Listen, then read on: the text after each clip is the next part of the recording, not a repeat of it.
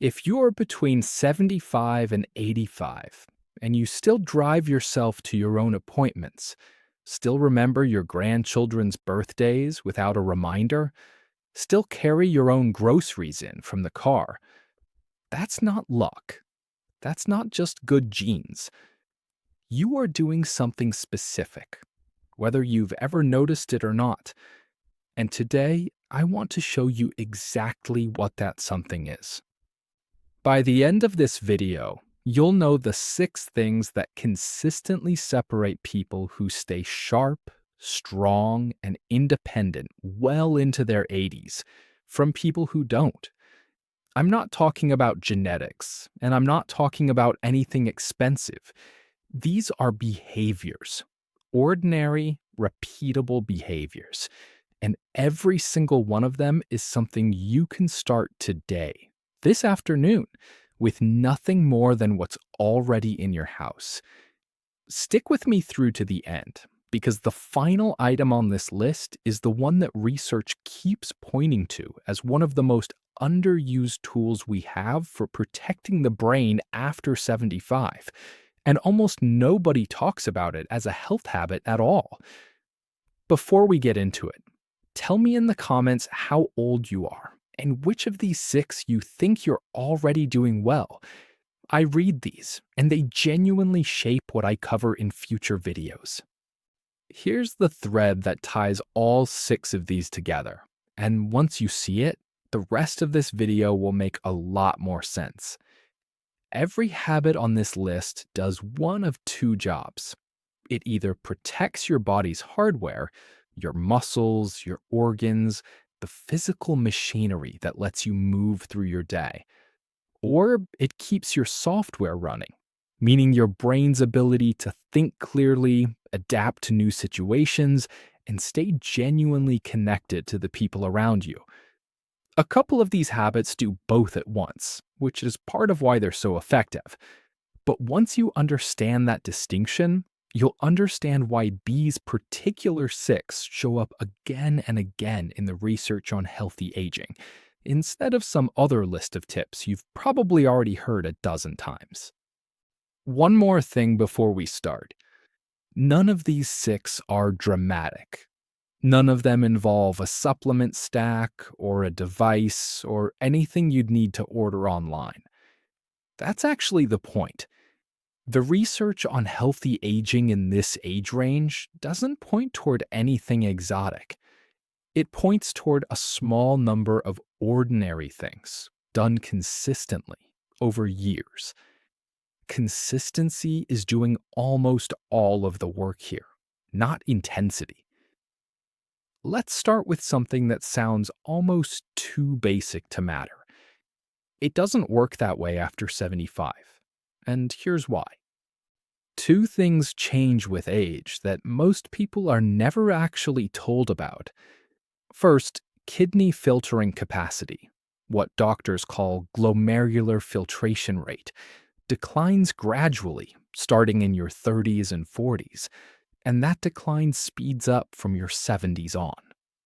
By the time most people reach their 70s, more than 40% are already below the filtration threshold that's used by itself to define chronic kidney disease, even with no diagnosis, no symptoms, and otherwise healthy kidneys.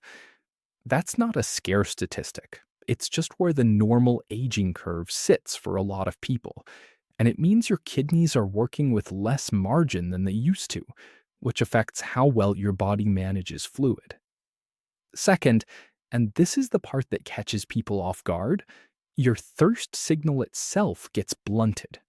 You can be meaningfully low on fluid and simply not feel thirsty the way you used to at 45 or 50.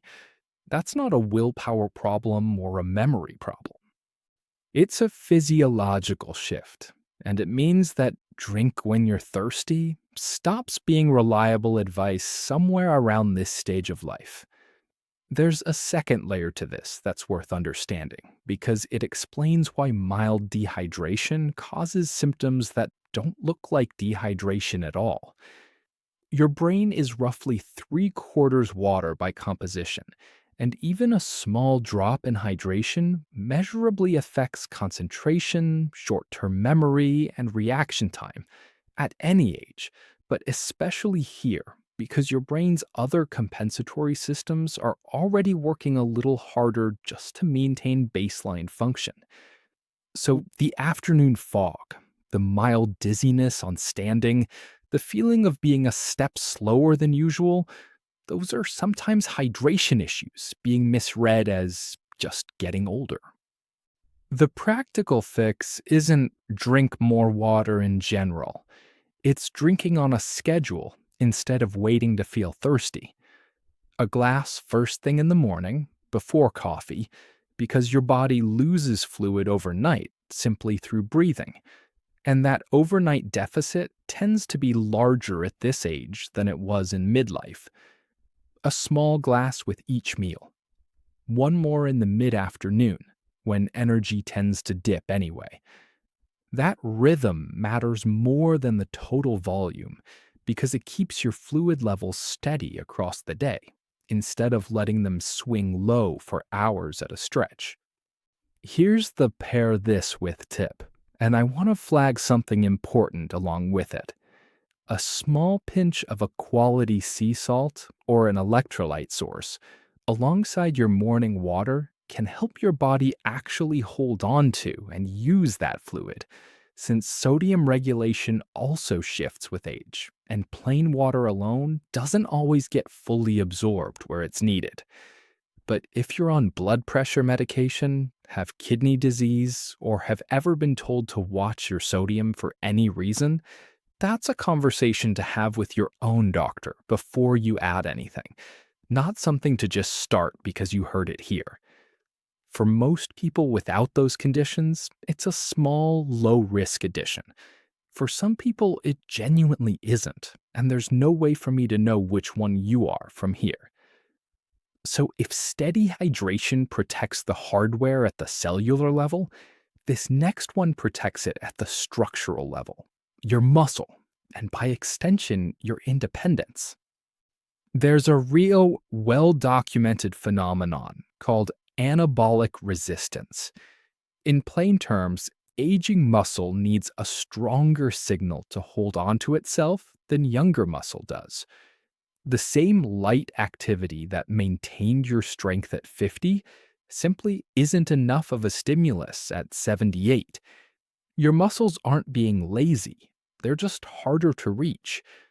Left unaddressed, this is how sarcopenia, the gradual, progressive loss of muscle mass and strength, takes hold quietly over years. And it's one of the biggest contributors to falls, to losing the ability to do daily tasks independently, and eventually to needing more help than someone would otherwise need. Here's what tends to surprise people. This isn't only about strength in the way we usually think about it. Resistance movement also appears to improve balance and insulin sensitivity, which affects energy levels and inflammation more broadly. The muscle cells themselves contain your mitochondria, the structures that produce cellular energy, and those tend to function better when resistance exercise is a regular part of your routine. You're not just maintaining muscle for its own sake, you're maintaining the energy system your entire body runs on.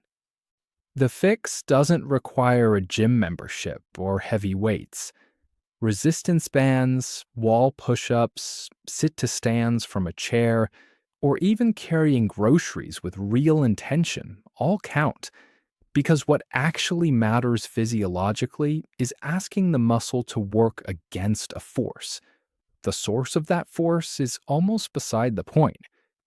Twice a week, 20 to 30 minutes, focused on the big muscle groups, legs, hips, back, is a reasonable, sustainable target for most people in this age range.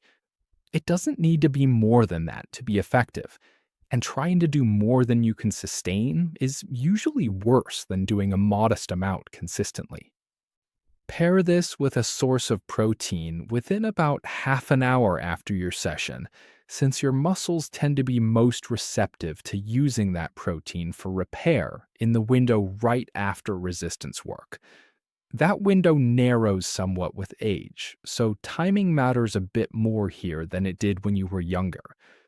One caveat worth saying plainly: if you've been told to limit protein because of kidney function, talk with your doctor before increasing your intake around workouts. This particular tip is meant for people without that restriction. Now, here's one where the mistake usually isn't doing too little, it's doing it inconsistently, night to night. Your body's internal clock, your circadian rhythm, genuinely does weaken with age, and melatonin production tends to decline as well. Deep, slow wave sleep, the phase most responsible for physical repair, and the phase during which your body releases the hormone most involved in cellular repair and immune function, becomes harder to reach and shorter when you do get there. And this isn't just about feeling tired the next day. Research following older adults has linked consistently poor sleep quality to a greater buildup, over time, of the proteins associated with Alzheimer's disease, which is one more reason sleep deserves to be treated as seriously as diet or exercise, rather than as something you catch up on eventually. There's also a temperature piece to this that most people never hear. Your body's ability to regulate its own temperature during sleep becomes less efficient with age, which is part of why a room that felt comfortable for sleeping at 50 might not support deep sleep as well at 78. A cooler room genuinely does more work here than most people assume. What actually helps isn't more sleep in a general sense, it's consistency. Going to bed and waking up within roughly the same half-hour window every day, weekends included, so your circadian rhythm has a stable anchor instead of resetting every few days. Keeping the bedroom on the cooler side, for the reason I just mentioned, and giving yourself about an hour without screens before bed. Not purely because of blue light, which gets most of the attention, but because mental stimulation itself, scrolling, reading the news, watching something engaging, keeps the parts of your brain responsible for alertness too active to wind down on schedule. Pair this with a few minutes of slow, deliberate breathing before you turn off the light. It activates your parasympathetic nervous system, your body's rest and repair mode, and tends to make it noticeably easier to actually reach that deep sleep stage instead of lying there with your mind still running. If this is landing for you, do me one favor. If you know someone between 70 and 90, a parent, a neighbor, a friend from church, who could use this, send them this video today. Not because it grows the channel, though I won't pretend that doesn't help, but because this is the kind of information that's genuinely hard to get in a 15-minute appointment, and someone you care about might need to hear it this week, not eventually. This next one might be the most common mistake I see, and it comes from good intentions gone wrong.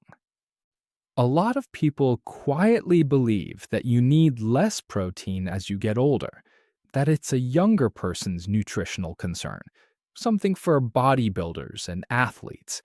It's actually closer to the opposite. The standard protein guideline you'll see on a nutrition label, 0.8 grams per kilogram of body weight per day, was built for a healthy 30-year-old, not a 78-year-old. And it's really a floor meant to prevent outright deficiency, not a target for maintaining muscle. Multiple research groups that specialize in aging nutrition have converged on a higher number for healthy older adults, generally in the range of 1.0 to 1.2 grams per kilogram a day, meaningfully more than the standard guideline, not less. And yet, appetite naturally decreases with age, And lighter, carbohydrate heavy meals often feel easier to prepare and easier to eat. So a lot of people end up drifting in exactly the wrong direction without ever deciding to. The fix isn't necessarily eating more food overall. It's distributing what protein you do eat more evenly across the day. That same research points to something else useful. Older adults seem to get the most benefit from roughly 25 to 30 grams of protein at a sitting. That's about the amount in 4 to 5 ounces of chicken, fish, eggs, Greek yogurt, or legumes, rather than getting most of your protein in one large dinner. Aiming for a real source of protein at each of your three main meals tends to serve aging muscle better than the same total amount eaten all at once, because the body can only make efficient use of so much protein in any one sitting. The protein you eat beyond what your muscles can use in that meal mostly just gets used for energy instead of repair. So spreading it out is what actually makes each gram count. There's a supporting piece worth mentioning here too.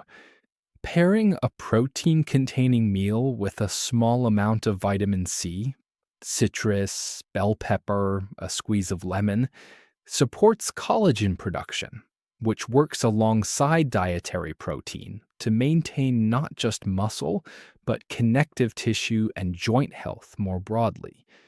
It's a small addition, but it rounds out what the protein is already doing. Now, here's where I want to slow down, because this is exactly the kind of topic that gets oversimplified into more is always better. And that's simply not true for everyone. If you've been diagnosed with any form of kidney disease, higher protein intake is not automatically a good thing for you. It can actually put more strain on kidneys that are already compromised, since protein metabolism is part of what the kidneys have to process. This is a case where the general advice for a healthy older adult and the right advice for you personally can genuinely be two different things. And the only way to know which one applies to you is to talk with your own doctor or a dietitian who's familiar with your labs. This isn't me hedging to cover myself. It's a real, clinically meaningful exception. And I'd rather say that clearly than let you assume this list applies identically to everyone. The same caution applies more broadly across everything in this video. Nothing here is meant to replace a conversation with your doctor, especially if you're managing a chronic condition or taking regular medication. If a habit on this list ever seems to conflict with something your doctor has told you specifically about your own health, your doctor's guidance for your specific situation wins. That's not a formality. That's genuinely how this should work.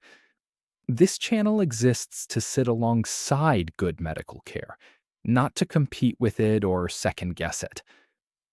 This next one tends to surprise people because it doesn't sound like a medical recommendation. It sounds too soft to belong on a health list. It isn't.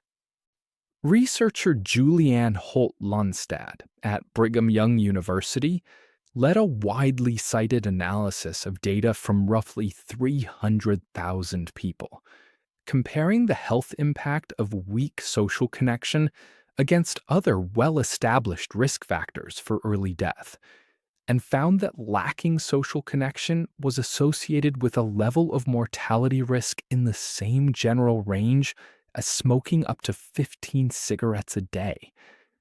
I want to be precise about what that means and doesn't mean. This is an association drawn from population-level data, not a claim that isolation kills you the exact same way a cigarette does. And researchers, including Holt-Lunstad herself, have since cautioned against treating that comparison as more literal than it actually is. Even with that caveat, though, it's one of the more consistently replicated findings in this whole area of research, and it's a real signal worth taking seriously, not a throwaway statistic. There's a physiological reason this shows up so strongly. Genuine social interaction, an actual back and forth conversation, shared laughter, even a friendly disagreement, appears to influence hormones tied to stress regulation and, over time, markers of inflammation in the body. What seems to matter isn't just being physically near other people, it's active, engaged interaction. Passive company, sitting in the same room while the television plays, being present without really participating, doesn't appear to carry the same benefit, which is an important distinction if you're trying to actually use this information rather than just check a box. The target here is one meaningful interaction a day. A real phone call counts, as long as you're genuinely engaged in it. A standing lunch with a neighbor counts. A weekly group, a faith gathering, a walking partner, all of it counts, as long as you're actually participating, rather than just occupying space in the room. Pair this with movement whenever you reasonably can. A walk with a friend instead of a phone call from the couch. A gentle group exercise class instead of exercising alone. Combining social connection with even light physical activity appears to produce a stronger effect on brain health than either one does on its own, which makes it one of the more efficient habits on this entire list, since it's doing two jobs at once. And now, the one I asked you to stick around for. I'm not talking about crossword puzzles or passive reading, though neither of those hurts anything. I'm talking about something more demanding, genuinely learning something new. A language, a musical instrument, a skill you've never tried before in your life. Something that puts you in a state of productive struggle, not comfortable repetition of something you already know how to do. Here's why this matters so much, specifically after 75. Your brain naturally becomes more efficient at relying on familiar pathways and more reluctant to build new ones. That's not a flaw. It's an energy conservation strategy your brain has always used, favoring the well-worn path over the unfamiliar one. But that same preference for the familiar is also the mechanism by which cognitive reserve gets depleted over time. Cognitive reserve is essentially your brain's resilience buffer, its ability to keep functioning well even as some age-related structural change happens quietly in the background. The way a well-built house can absorb some settling without anyone noticing a problem. The Rush Memory and Aging Project, a long-running study out of Rush University that has followed thousands of older adults for decades, has repeatedly found that people who stay purposefully engaged, physically, socially, and intellectually, all three together, tend to maintain cognitive function longer, even in cases where some Alzheimer's related changes are already present in the brain on scans. In other words, purpose and active engagement appear to help the brain function better than the raw underlying biology alone would predict, which is a genuinely hopeful finding, not just a hedge. The practical version: pick one genuinely new skill every 3 or 4 months and spend 20 to 30 minutes a day actually practicing it, not watching someone else do it on a screen. Watching a video about learning guitar isn't learning guitar. Sitting with the instrument in your hands, struggling through a chord change, is where the actual benefit lives. The struggle is the point, not a sign you're doing it wrong. It's the cognitive equivalent of resistance training. If it feels easy, it's probably not building anything new. I think about people I hear from who are in exactly this spot. Let's call him Walter. Late 70s, recently retired, and by his own honest description, spending most days doing very little that actually challenged him. At a routine checkup, a simple memory screening, the kind where you're asked to recall 5 words a few minutes later, he could only get 2 of them back, which shook him more than he let on at the time. A few weeks after that, he told me he'd stood in the produce aisle at the grocery store and completely blanked on his own shopping list, something that had genuinely never happened to him before. That was the moment he decided to actually change something instead of just quietly noticing it and moving on. He picked oil painting, something he'd never done in his life, not even as a hobby, and committed to spending most days on it for about half an hour. Badly at first, by his own admission. I want to be clear that this isn't a clinical case with a chart of exact outcome numbers behind it. It's a composite of the kind of story I hear often enough that the shape of it feels worth sharing. But that shape is consistent. People who make that switch, from passive days to genuinely active, engaged ones, tend to describe feeling sharper and more present in their own lives. And that pattern lines up with what the broader research on cognitive engagement consistently shows, even if any one person's experience isn't a controlled study.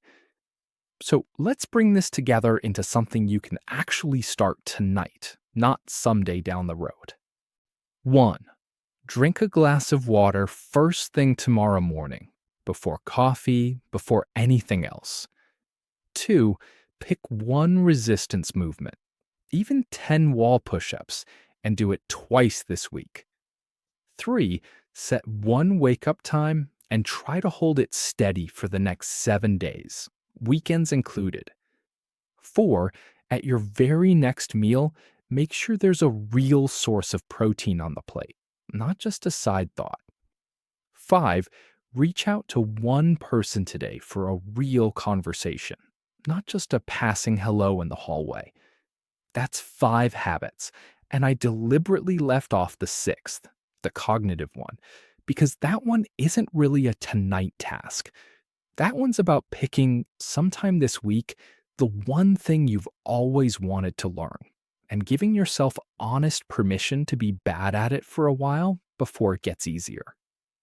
I want to close with something I mean sincerely. This stretch of life, 75 to 85, gets treated far too often like a countdown instead of a continuation. It isn't one. The body and mind at this age retain a real, stubborn capacity to respond to what you actually do with them, not despite your age, but in ongoing conversation with it, year after year. Everything in this video is general health education, not personal medical advice. If you're managing an existing condition or taking medication, please talk with your own doctor before making any changes. This content is meant to work alongside your care, not replace it. If this video gave you something useful, the most helpful thing you can do is subscribe and share it with someone who needs to hear it. I'll see you in the next one. Take good care of yourself, because you're worth the effort.